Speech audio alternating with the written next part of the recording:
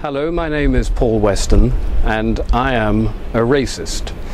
I know I'm a racist because I'm told I'm a racist by a great deal of people.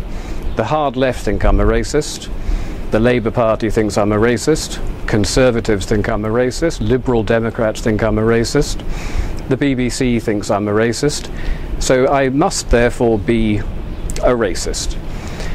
Why am I a racist? It's very simple. I wish to preserve the culture of my country. I wish to preserve the people of my country. And in doing so, that makes me a designated racist in today's society. Now, this is something that's been moved by the left. The goalposts have been moved by the left a considerable distance on this. In order to be termed a racist 30 or 40 years ago, you had to actively dislike foreign people.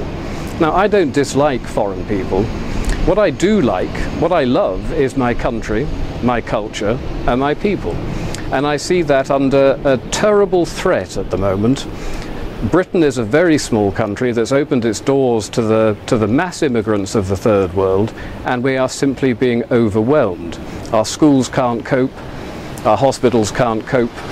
Very little can cope anymore. Our welfare system is on the verge of buckling as well. So if I want to defend what I grew up in, what I was born into, my country, my British culture, my heritage and my history, I am apparently, according to absolutely everybody today, a racist. But I don't think that's the case. Not the case that I'm not actually a racist. I'm going to admit that full out right now, because clearly I am. I've been told by so many people I am, it simply must be true. I'm probably also an Islamophobe. A phobia is an irrational fear of something. Now, I don't have an irrational fear of Islam. I look around the world today at Syria at the moment, where almost 100,000 people have been killed in the last 2 years, where Shia Muslims are slaughtering Sunni Muslims and vice versa. I look at places like Indonesia and Egypt and China and the Philippines. Everywhere you look, you see problems with Islam. And they're violent. They are, dare I say it, to really reinforce my racist credentials, a thoroughly savage political and religious ideology. Now, many people will disagree with that. The far left, of course, will say you cannot criticize Islam because Islam is a religion, and rules have now been put into place in this country that say if you criticize it, you are guilty of inciting religious hatred.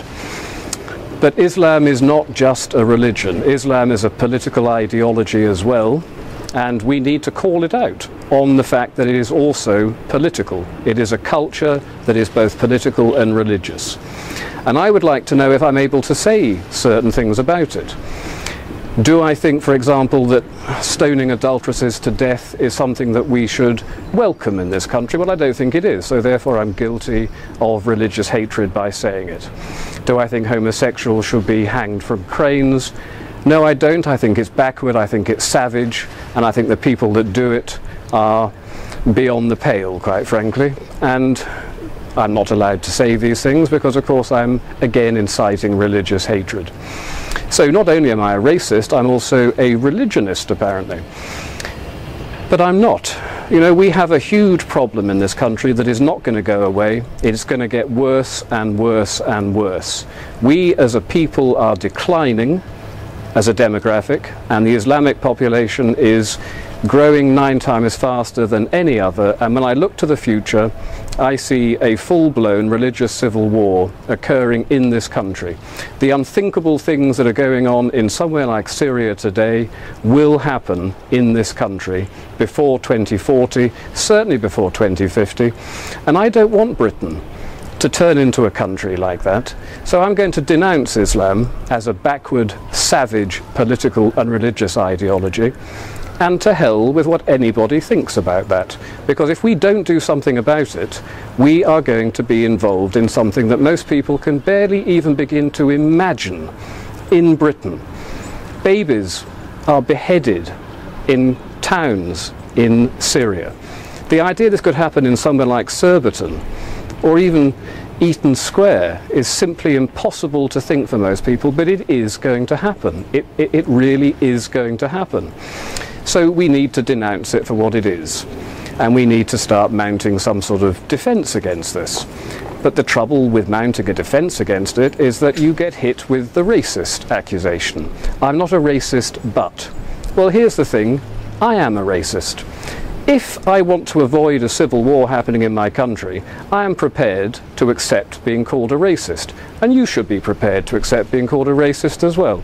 Let's all just say, yes, we're dreadful, dreadful racists, and let's start denouncing an ideology that is the most primitive, backward, savage ideology that we've willfully imported into this country by the left, by people like Tony Blair, who did it deliberately in order to undermine our culture, our people, our country, my country. They did it deliberately. And then they said, you're not allowed to actually argue with us about this. Well, I'm arguing with you about this, Mr. Blair, and I'll tell you something.